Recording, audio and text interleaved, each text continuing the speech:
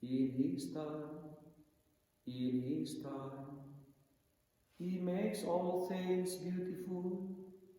In His time. You know what, my dear parishioners? Even in our situation of COVID, God can turn whatever is ugly into something wonderful and beautiful. Never doubt the power of your faith. Daily Gospel Reflection with Father Jack. Friends, brothers and sisters, nothing can stop God's plan for your life. Reflect and be blessed. Lord be with you. The reading from the Holy Gospel according to you.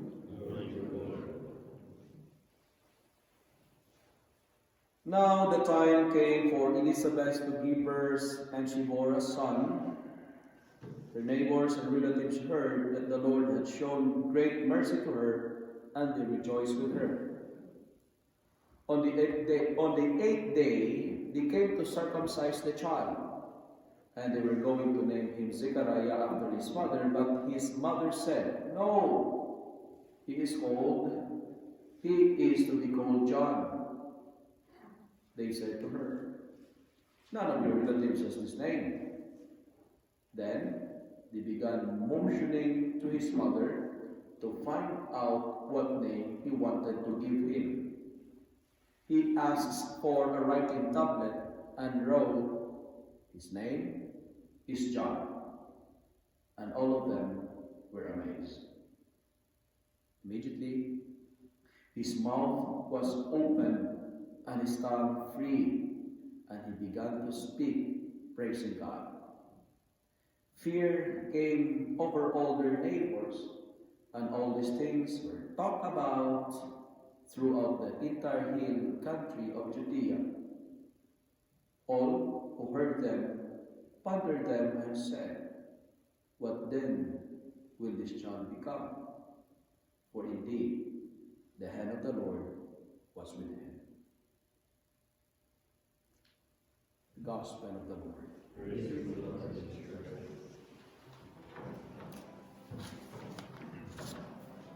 Good morning, my dear friends. Our Gospel for today speaks about the birth of John the Baptist, but the story highlights the importance and the significance of naming the baby boy. He will be called John. And then we heard that the reaction of the people, of course, they were surprised. Maybe some of them were asking, "What? No way! Why John? None of your relatives has this name." In Israel, the tradition is like this. The firstborn son should always carry the name of the father.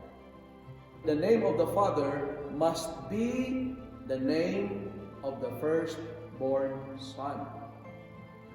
That's why when they heard it will be called John, maybe some of them were asking, "Oh, that's weird.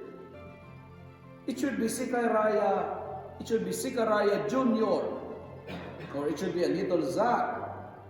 Or Bar Zechariah, son of Zechariah. Why the name John?" You know that John means God is gracious. Indeed, He is gracious because amidst of the impossibility, God's plan was victorious. And what's your message trying to tell us, Father John? You know what, my dear friends, my dear brothers and sisters, the birth of John the Baptist is telling us of this, that we have a God who can make impossible become possible. Because He is a God who never denies our sincere prayers, and His timing is perfectly perfect. You know, it is impossible for Elizabeth to have a child, but she was gifted by God with a wonderful baby boy. In our life, maybe in your life too, There are events and moments that others may say and react, well, that's impossible. Don't believe it. Never doubt the power of your faith. Why? Look at what happened to Zechariah. He was muted because he doubted the message of the angel to him when he was in the temple offering the sacrifices. Do not doubt, because doubt is an obstacle, doubt is a hindrance to many miracles and blessings in your life. Because when you are doubting, you are depriving yourselves of great blessings. Zechariah was not able to speak. He was muted for several days until the fulfillment of God's plan was realized. And today, his tongue was free during the birth of his son. That's why today, my dear parishioners, replace your doubt with faith. We have a God who says, nothing is impossible with him. Nothing is impossible. The word itself says, I'm possible. Impossible is only for the unwilling. If you don't believe, you will not experience miracles. Because the first requirements of miracles, the first requirements of blessing is to eliminate your doubt. If you are doubting, you are depriving yourselves of so many miracles. Second point,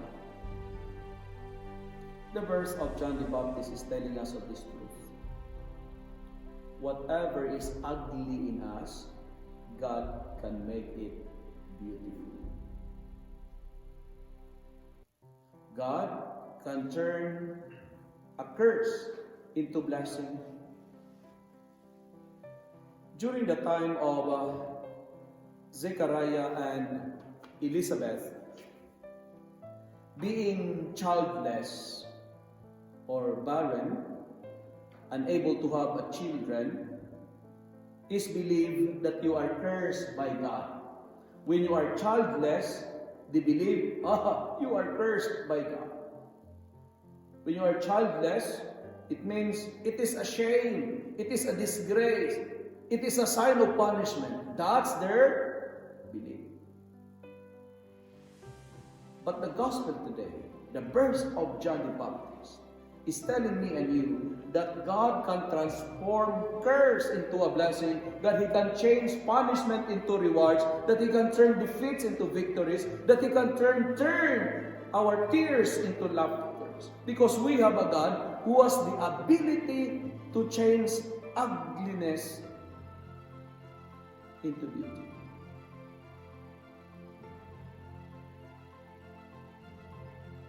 They believe it was a punishment, but at the end, they were rewarded by God through the birth of John the Baptist. If you have time today,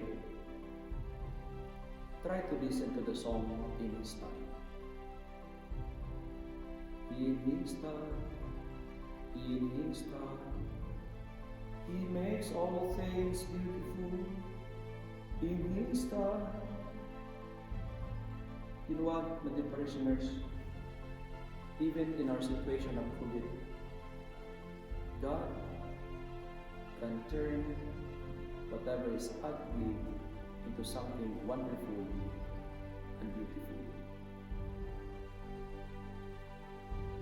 Be to you a lovely thing in your time.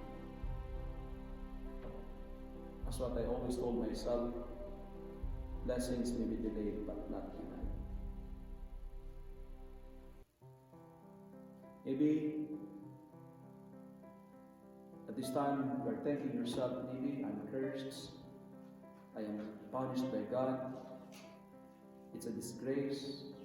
But hey, like Elizabeth and Zechariah, God's perfect time, He will make all things beautiful. And finally, when the child was born, look at the reaction of the people around. The Gospel says, and I quote, all these things were talked about throughout the entire hill country of Judea. It means the birth of John the Baptist, it was the headline news. It was the talk of the town. People were talking about it. And the reaction is this, what then will this child become? Of course, can you imagine? That's a natural tendency. When an old mother, old woman have a child, of course you will react. What will happen to this child? The message is this. Sometimes in our life, people may doubt your capacities. Some may question your potentials. Some people may challenge your authorities. Others may not believe in you. But don't forget the last statement of today's gospel. And it says, the hand of the Lord is with you. And I think this is a beautiful statement to end the gospel. The hand of the Lord is with him. And let's make it personal. The hand of the Lord is with you. Maybe we will ask ourselves, what will happen to the world now? There is Omicron. What will happen to the world now? People are talking about it. People are scared. People are divided. But remember the last statement of today's gospel. The hand of the Lord is with you. Even if they doubt you, what matters most, God's hand is with me. Even if they question your potentials, even if they challenge your authority, what matters most is the hand of the Lord is with me. Even if you have haters, even if you have bashers, even if there are some people who bullies you and they don't believe in you, they underestimate your ability. What matters most is the hand of the Lord is with me. Speaking about names, and this is where I'm going to end my reflection. John means God is gracious. I searched the meaning of my name too. I searched it on Google. What's the meaning of the name Jack? To my surprise, the name Jack is an English baby name meaning he who supplants. He who the one supplies. And in Hebrew, it is close to the word, the name Jacob. Jack in Hebrew means Jacob, Jacob. In English, Jack. Meaning to supply, to contribute, to provide, or to donate. That's the meaning of my name. Therefore, my name is Jack, and my mission is to be gracious and to be a reservoir of blessings. And personally, I think I accept it, and it's true. Because in my experience in my life, when people give me something, I give and supply to others the blessings I receive. I am just a channel, reservoir, so that others may have. How about you? Try to search your name. What's the meaning of your name? And maybe and ask yourself, what then will this child become? Today, remember that we have a God who always remember. He never forget His promise. Second, He can change whatever is ugly into something beautiful. And our greatest consolation is this. the hand of the Lord is with us.